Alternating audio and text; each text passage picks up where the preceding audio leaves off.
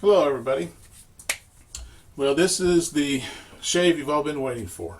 I'm going to reveal some revelations I've had here recently about shaving and about life in general. It's things that I've kind of known all along, but I hadn't applied it to my shaving. Earlier this week, I was feeling kind of down. My back's been hurting. I finally went to the doctor, got a shot in the ass, and that thing worked. So I realized one thing there that I've applied to shaving. When in doubt, go for help. But then you got to know what that help is. Another thing that I did was I did a shave with my father's razor. The razor that has been giving me trouble all along. That I've never been able to find the right setting, the right combination of things. And I just decided I'm going to pick up an old Wilkinson sword blade. The first blade I ever used in DE shaving before I could find any other ones. I was going to throw that in there and I was just going to shave.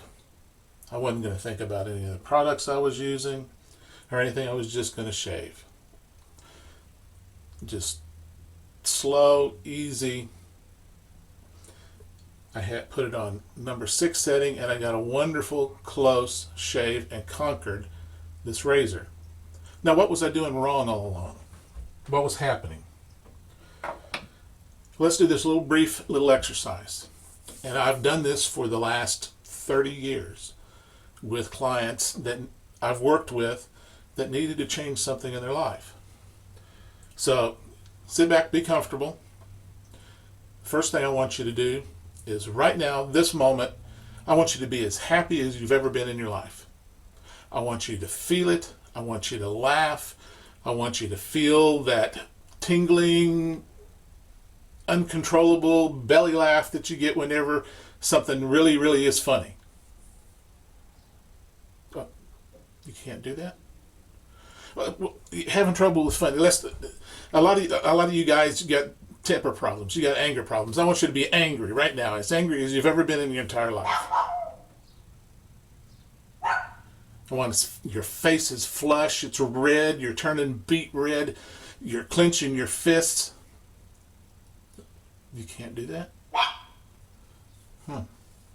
Okay, let's go on to the next thing. Now I want you to sit back, get relaxed, close your eyes. I want you to picture the color green. It could be green grass. It could be a green pool table. It could be a 4-leaf clover. Hold it there.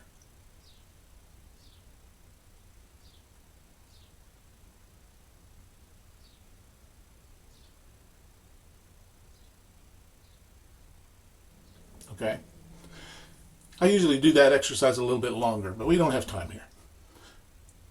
But I bet you some of you, at least, your mind started to wander. You started trying to think about that color green and put that image in your head, but other things just kept coming in and invading, messing up the message.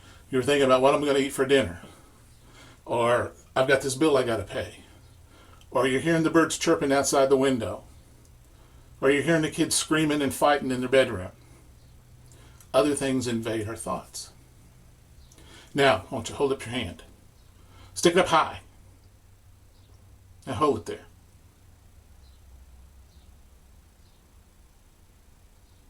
Okay, I'm going to cut that one short too, because usually I have people hold their hands up for at least a minute or so.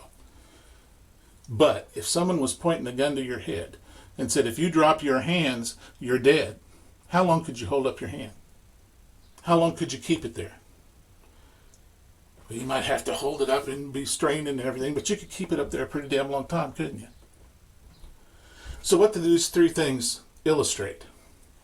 Well, one, we're not in control of our emotions, any way, shape, or form. Emotions are generally brief, intense feelings that we have absolutely no control over other than how we respond to it. We can either continue the pain or we can stop the pain. by the way that we respond to that emotion. We can either continue the happiness or we can stop the happiness depending on how we respond to that situation. Our thoughts. We have a little bit more control over our thoughts than our emotions, but other things invade. So we're not always in control of our thoughts, but we are always in control of what we do. Always. You are in control all the time of what you do. So, if you do the right things enough of the time, the way you think about it will eventually change to the positive. And the way you feel about it will change to the positive. You're always in control. So, the shave that I did with my dad's razor, I had emotions rolled up in those shaves. All those thoughts and those feelings of grief were interfering with me using this razor until I emptied my mind and I just shaved, doing the right things. And that's the secret. Now, in shaving, the help that we need is this stuff. Water. We need water. The whole purpose of a shave is to be hydrated and have a comfortable shave. But hydration and getting the water to the face is the key. And most of the times when our shave isn't working, it's not the blade, it's not the razor. Sometimes it's the cream and the soap because it's not hydrated enough. See this brush, it's so cotton picking stiff, I got to really mash down to get it to spray out. It may loosen up some, we'll see. Right now the jury is definitely out. But the razor I'm going to use today, red tip I just cleaned up, and I'm going to put that same Wilkinson blade now that I've got my third shave on.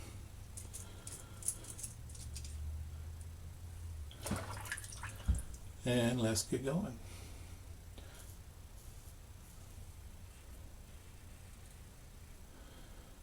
Oh, I can definitely tell it's my other black handle, the regular super speed, is not this aggressive. But if we handle our shaves as a mechanism of just emptying our mind, letting the tools and the products work,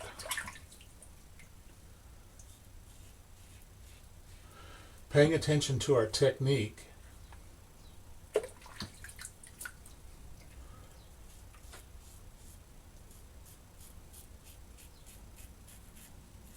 "95 out of 100 times, we're probably going to have a good shave."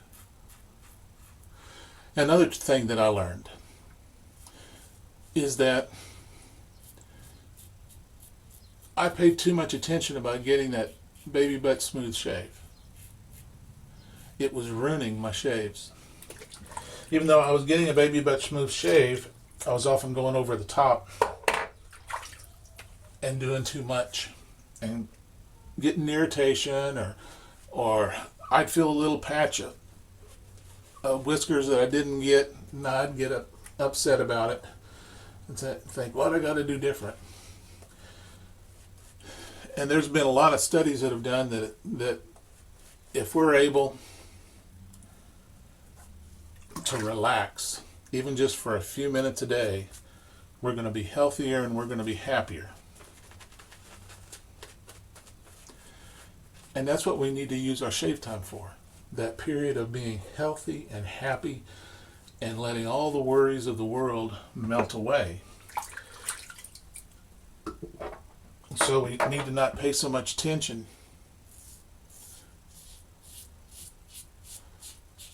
to anything other than just working that razor. And you guys that are just starting, I know you're real excited about all the different products and getting things to work right. The biggest thing that you have to conquer and get in place is that muscle memory of the light touch. Doing the light touch with letting the blade do the work. And really not worrying about anything else.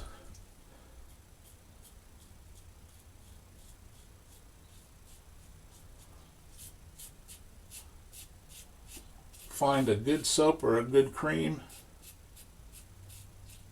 that gives you a good cushioning lather. And for at least a month or so, I recommend you put everything else away. Don't worry about it.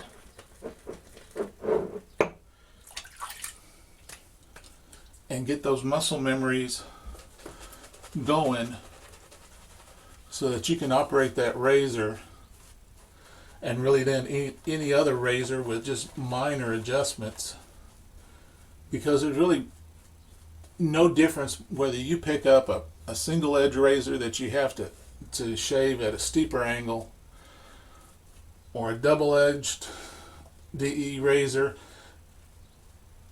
or what. It doesn't matter, just those minor things will make the difference. But your basic stroke, the pressure that you put,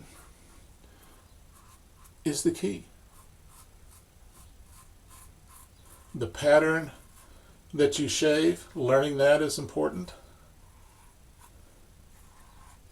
And then just letting the tools do the work and get all that other crap out of your head. Back years ago, my first wife,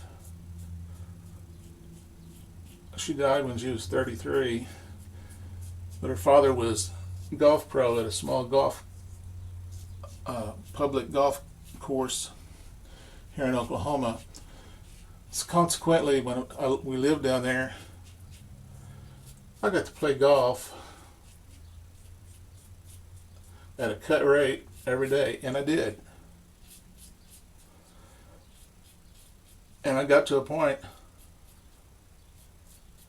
where I couldn't get any better. I'd gotten down to about a 15 handicap, and I just couldn't get past that.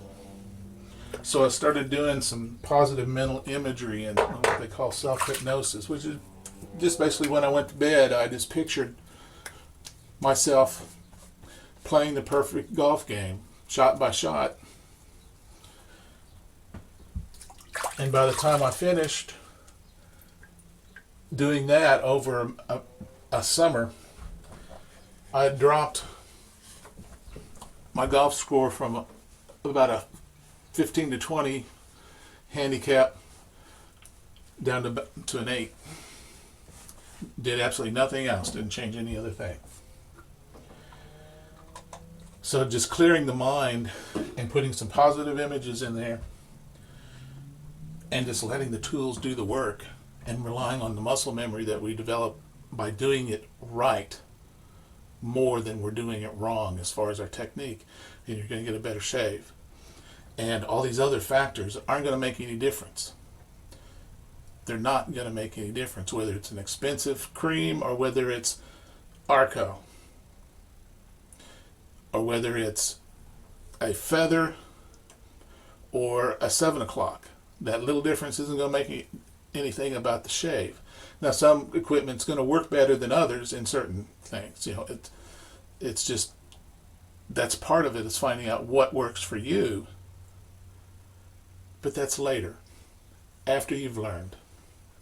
And as experienced guys, we need to go back and revisit our basic techniques often. And just let all this other stuff get out of the way. And Michael Freeberg, your idea of just using one razor and using it and getting to know it, that's a good idea. Because then we really learn what that product and what that razor is all about instead of switching around. I haven't done very much of it, but that's a good idea. So that's it. that's some of the wisdoms that I've picked up I wanted to pass on to you guys. Take it or leave it. You might think it's for the birds and you may not. I don't care. I'm going to tell you anyway. So have a good weekend, and we will talk with you later.